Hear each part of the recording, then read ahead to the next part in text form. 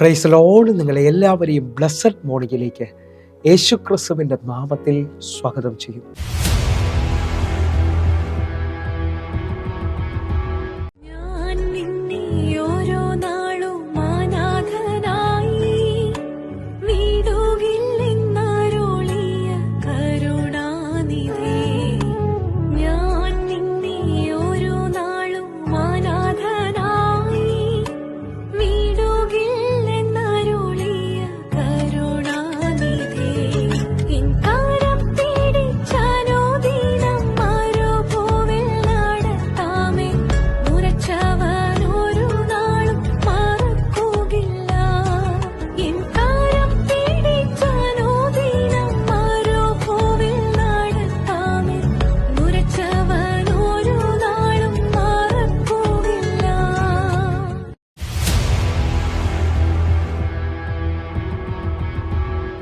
പ്രിയരെ, അനുഗ്രഹിക്കപ്പെട്ട ഒരു പ്രഭാതം കൂടെ നമ്മുടെ ജീവിതത്തിൽ അനുവദിച്ചു തന്ന വലിയവനായ ദൈവത്തെ നമുക്ക് ഒരുമിച്ച് ചേർന്ന് നന്ദി പറയാം. എത്ര പേർ പറയും, ഞാൻ നിന്നതല്ല, എൻ്റെ ദൈവം എന്നെ നിർത്തിയതാണ്. ഒന്നുകൂടെ പറഞ്ഞു കഴിഞ്ഞാൽ 2026 മാർച്ച് മാസം 5-ാം തീയതി വരെയും എന്നെയും എൻ്റെ കുടുംബത്തെയും കണ്ണിലെ കൃഷ്ണമണി പോലെ സൂക്ഷിക്കുകയും വിടുവിക്കുകയും ചെയ്ത വലിയവനായ ദൈവത്തിന് നന്ദി പറഞ്ഞുകൊണ്ട് ഈ പ്രഭാത ചിന്തയിലേക്ക് നമുക്ക് ഒരുമിച്ച് അടുത്തു വരാം.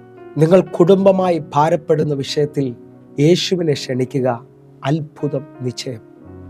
പ്രിയരെ, പ്രാരംഭവാക്യത്തിലേക്ക് സങ്കീർത്തനം 127-ാം അധ്യായം അതിൻ്റെ 1-ാമത്തെ വാക്യം. യഹോവ വീട് പണിയാതിരുന്നാൽ പണിയുന്നവർ വൃഥാ അധ്വാനിക്കുന്നു. യഹോവ പട്ടണം കാക്കാതിരുന്നാൽ കാവൽക്കാർ വൃഥാ ജാഗരിക്കുന്നു. പ്രിയരെ, ഈ പ്രഭാതത്തിൽ ദൈവം നമ്മോട് ഇടപെട്ട അനുഗ്രഹിക്കപ്പെട്ട വചനത്തിനായി നമുക്ക് ഒരുമിച്ച് ചേർന്ന് ദൈവത്തിന് നന്ദി പറയാം. ഈ പ്രഭാതത്തിൽ ഞാനും നിങ്ങളും വായിച്ചു കേട്ട വാക്യമെന്ന് പറയുന്നത്, യഹോവ വീട് പണിയാതിരുന്നാൽ പണിയുന്നവർ വൃഥാ അധ്വാനിക്കുന്നു.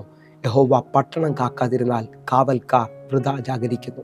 എന്നെ കേൾക്കുന്നവരെ, ഈ വചനത്തിനകത്ത് വലിയ ആഴമുണ്ട്. ഈ പ്രഭാതത്തിൽ നാം ചിന്തിക്കുന്നത് തകർന്നുപോയ ഉടഞ്ഞുപോയ ഭവനങ്ങളിൽ ഇന്ന് പകൽ യേശുവിനെ ക്ഷണിച്ചാൽ അത്ഭുതം നിങ്ങൾക്കുണ്ട് നിശ്ചയമെന്നുള്ളതാണ്. ആ നിലയിൽ തന്നെ ഞാൻ നിങ്ങളോട് വിളിച്ചു പറയുന്നു, വാക്യത്തെ ആഴമായി മനസ്സിലായില്ലേ? യഹോവ വീട് പണിയാതിരുന്നാൽ പണിയാനും പണിയാതിരിക്കാനും ചാൻസ് ഉണ്ട്. അതേ നിലയിൽ തന്നെ മത്തായിയുടെ സുവിശേഷം 16-ാം അധ്യായം 18-ാമത്തെ വാക്യം പറയുന്നു, ഞാൻ എൻ്റെ സഭയെ പണിയും, പാതാള ഗോപുരം അതിന് ജയിക്കുകയില്ലെന്നുള്ളതാണ്. എന്നെ കേൾക്കുന്നവരെ, കർത്താവിൻ്റെതാണ് സഭ. കർത്താവ് നിശ്ചയമായി പണിയുമെന്നാണ് എന്നെ നിങ്ങളെ ഓർപ്പിക്കുന്നത്. എന്നാൽ കുടുംബ വിഷയത്തിനകത്ത് ഇതാ ഈ വാക്യത്തിൻ്റെ അടിസ്ഥാനത്തിൽ ഞാൻ നിങ്ങളും കാണുന്നത്, യഹോവ വീട് പണിയാതിരുന്നാൽ പണിയുന്നവർ. അപ്പോൾ പണിയാനും പണിയാതിരിക്കാനും ചാൻസ് ഉണ്ട് എന്നുള്ളത് വ്യക്തമാണ്. ആയതിനാൽ നമ്മുടെ കർത്താവ് മഹാദയാലുവായതുകൊണ്ട്, മനസ്സലിവുള്ളവരായതുകൊണ്ട്, ഈ പ്രഭാതത്തിൽ എന്നെ കേൾക്കുന്ന ഓരോ ദൈവമക്കളും നിങ്ങളുടെ കുടുംബമായി ഭാരപ്പെടുന്ന ഏത് വിഷയമാണോ ആ വിഷയത്തെ കർത്താവിൻ്റെ കയ്യിലേക്ക് ഏൽപ്പിക്കാൻ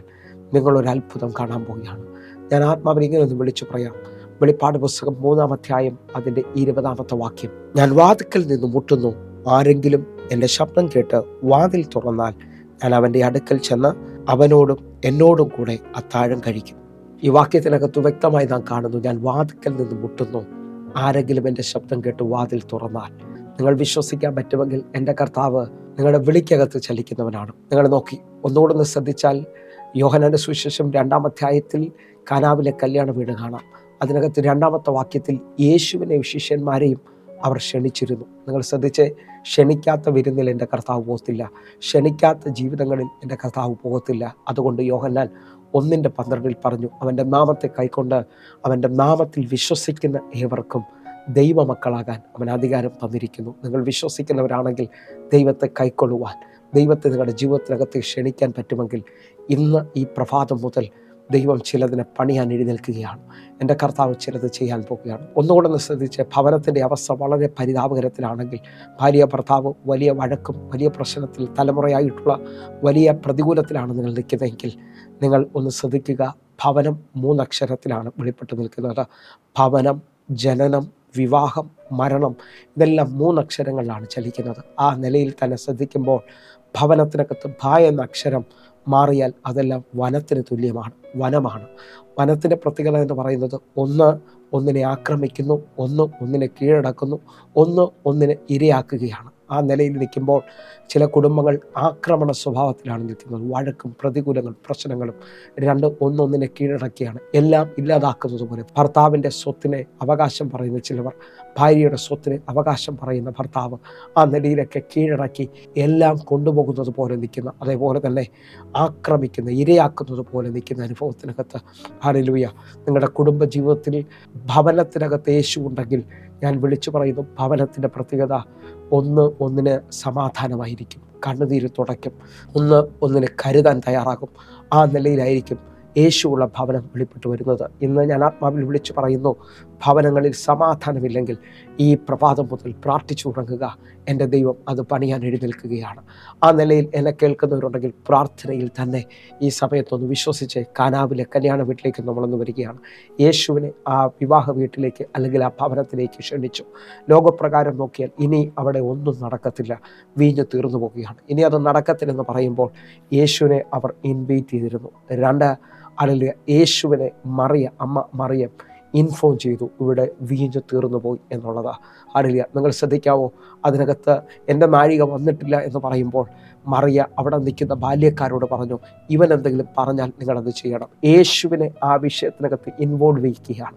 നിങ്ങൾ ആ വിഷയത്തെ തീർന്നു എന്ന് പറയുന്ന, അവസാനിച്ചെന്ന് പറയുന്ന നിങ്ങളുടെ വിഷയങ്ങളെ കർത്താവിൻ്റെ കയ്യിലേക്ക് ഏൽപ്പിക്കാൻ പറ്റുമെങ്കിൽ, കർത്താവിനെ ഇൻവോൾവ് ചെയ്യാൻ പറ്റുമെങ്കിൽ, ഞാൻ ആത്മാവിൽ വിളിച്ചു പറയുന്നു, എൻ്റെ കർത്താവ് അത് ഇൻസ്ട്രക്റ്റ് ചെയ്യാൻ തുടങ്ങും. ഹല്ലേലൂയ. നിങ്ങൾ ശ്രദ്ധിച്ചേ, 1 കർത്താവിനെ ഇൻവൈറ്റ് ചെയ്യുക, 2 ഇൻഫോം ചെയ്യുക, 3 ഇൻവോൾവ് ചെയ്യിക്കുക, 4 ഇൻസ്ട്രക്റ്റ് ചെയ്യാൻ തുടങ്ങും. എൻ്റെ കർത്താവ് അത് ഏറ്റെടുത്താൽ, എൻ്റെ കർത്താവ് അതിനകത്ത് പ്രവർത്തിച്ചു തുടങ്ങിയാൽ, ഞാൻ വിളിച്ചു പറയുന്നു, മാറ മധുരമായിത്തീരും, പച്ചവെള്ളം വീഞ്ഞായിത്തീരും, ഒഴിഞ്ഞ പടക് നിറയും. ഹല്ലേലൂയ. മരിച്ച് 4 ദിവസമായി ലാസർ നാറ്റം വെച്ചവൻ ഏറ്റവും അത്ഭുതമായി പുറത്തു വരും. നിങ്ങളുടെ ജീവിതത്തിനകത്ത് ഏത് അനുഭവത്തിലാണോ ഇന്നലെ കേൾക്കുന്നത്, എല്ലാം അവസാനിച്ചതുപോലെ തോന്നുന്നുണ്ടോ, ഇന്ന് നിങ്ങളുടെ ഭവനത്തെ പണിയാൻ എൻ്റെ കർത്താവ് എഴുന്നേൽക്കുകയാണ്. ഏൽപ്പിച്ചു കൊടുക്കാൻ പറ്റുമെങ്കിൽ കുശവൻ്റെ കയ്യിലെ കളിമണ്ണ് പോലെ കർത്താവ് പണിയാൻ പോകുന്നു. തള്ളിക്കളഞ്ഞ കല്ല് മൂലക്കല്ലാകാൻ പോവുകയാണ്. കർത്താവിൻ്റെ ഭയങ്കര പ്രവൃത്തിയെ ഈ പ്രഭാതത്തിൽ സ്വീകരിക്കണം. ഞാനൊരു അത്ഭുതം പ്രതീക്ഷിക്കുകയാണ്. തമ്പുരാനെ, ഒരു മഹാ അത്ഭുതം ഇപ്പോൾ ഈ ജീവിതങ്ങളിൽ സംഭവിക്കണം. കണ്ണുകളൊന്ന് അടയ്ക്കാം, പ്രാർത്ഥിക്കാം. ഞങ്ങളെ സ്നേഹിക്കുന്ന ഞങ്ങളുടെ നല്ല കർത്താവെ, ഞങ്ങളുടെ ഭവനത്തിലേക്ക് അങ്ങ് ക്ഷണിക്കുന്നു. ഞങ്ങൾ ഭാരപ്പെടുന്ന എല്ലാ വിഷയത്തിനകത്ത്, ജോലിയാകാം, തലമുറ വിഷയമാകാം, കർത്താവെ കുടുംബ വിഷയമാകാം, കർത്താവെ ഞങ്ങളെ തകർക്കാൻ നോക്കുന്ന ആ വിഷയത്തിനകത്ത് ഇന്ന് പണിയുന്ന ദൈവത്തിൻ്റെ കരം വെളിപ്പെടുകയാണ്. വലിയൊരു അത്ഭുതം ഞാൻ പ്രതീക്ഷിക്കുന്നു. ഇതൊരു വലിയ ടെസ്റ്റ് മണിയുടെ ദിവസമായി തീരട്ടെ. സ്വർഗം അത് ചെയ്തതിനായി നന്ദി. യേശുവിൻ നാമത്തിൽ പ്രാർത്ഥിക്കുന്നു. കേൾക്കണം പിതാവേ, ആമേൻ. പ്രിയരേ, ഈ പ്രഭാത സന്ദേശം നിങ്ങൾക്ക് അനുഗ്രഹമാകുന്നു എങ്കിൽ നമ്മുടെ യൂട്യൂബ് ചാനൽ സബ്സ്ക്രൈബ് ചെയ്യുകയും ഫേസ്ബുക്കിലേക്ക് നിങ്ങൾ ജോയിൻ ചെയ്യുകയും ചെയ്യണമെന്ന് ഓർപ്പിക്കുന്നു. അതേപോലെ തന്നെ എല്ലാ ദിവസവും വൈകിട്ട് ഇന്ത്യൻ സമയം 6 മണിക്ക് നമുക്ക് സൂമിൽ ആരാധനയുണ്ട്. നിങ്ങൾ കടന്നു വരണം. വലിയ ദൈവ പ്രവൃത്തി പ്രതീക്ഷിക്കണം. കർത്താവ് നിങ്ങളെ അധികത്തിൽ മാനിക്കട്ടെ, അനുഗ്രഹിക്കട്ടെ. God bless you. ആമേൻ.